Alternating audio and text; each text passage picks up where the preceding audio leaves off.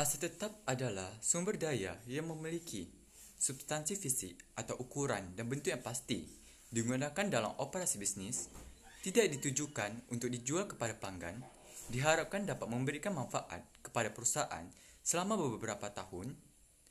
Secara umum, perusahaan mencatat aset tetap sebesar biaya perolehan.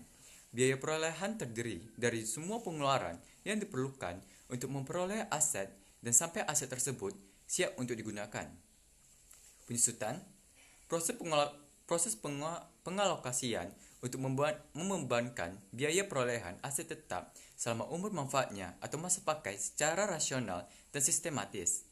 Penyusutan adalah proses alokasi biaya. Ini bukan proses penilaian aset.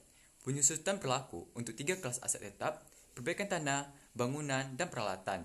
Kecuali tanah, aset yang dapat disusutkan karena kegunaan bagi perusahaan dan menghasilkan pendapatan dari setiap aset akan menurun selama umur manfaat aset. Metode penyusutan. Manajemen memilih metode yang menurutnya sesuai. Tujuannya adalah untuk memilih metode yang terbaik untuk memberi kontribusi aset terhadap pendapatan selama umur manfaatnya.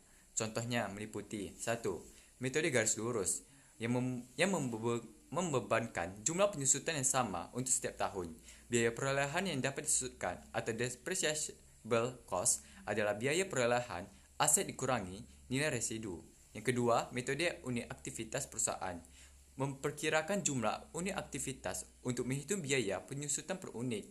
Beban bervariasi berdasarkan pada unit aktivitas. Biaya perolehan yang dapat disusutkan adalah biaya perolehan aset dikurangi nilai residu. Yang ketiga, metode saldo menurun. Metode penyusutan dipercepat. Penurunan beban penyusutan tahunan selama umur manfaat aset.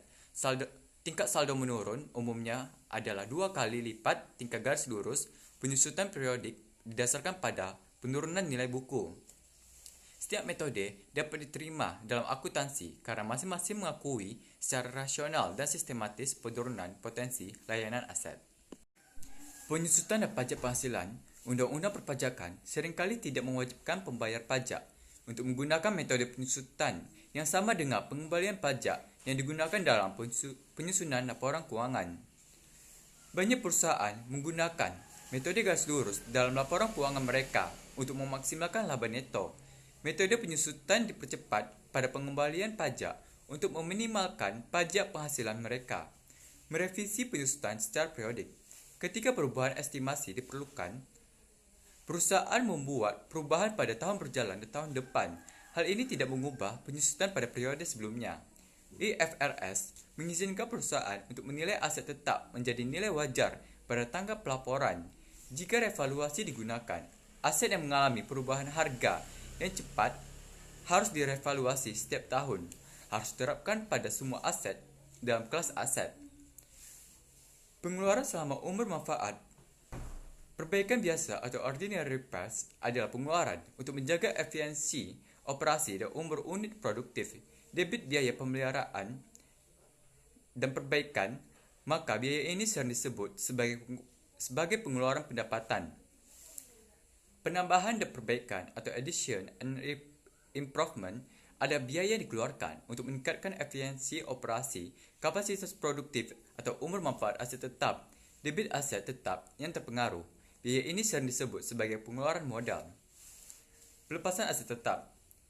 Penghentian aset tetap mengurangi mendebit akumulasi penyusutan untuk jumlah penyusutan yang diperoleh dari umur manfaat aset.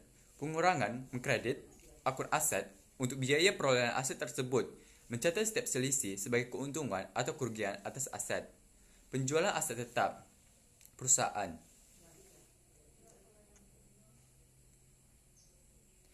Membandingkan nilai buku aset dengan hasil yang diterima dari penjualan. Jika hasil penjualan melebihi nilai buku aset tetap, terjadi keuntungan atas pelepasan. Jika hasil penjualan kurang dari nilai buku aset tetap yang terjual, terjadi kerugian atas pelepasan.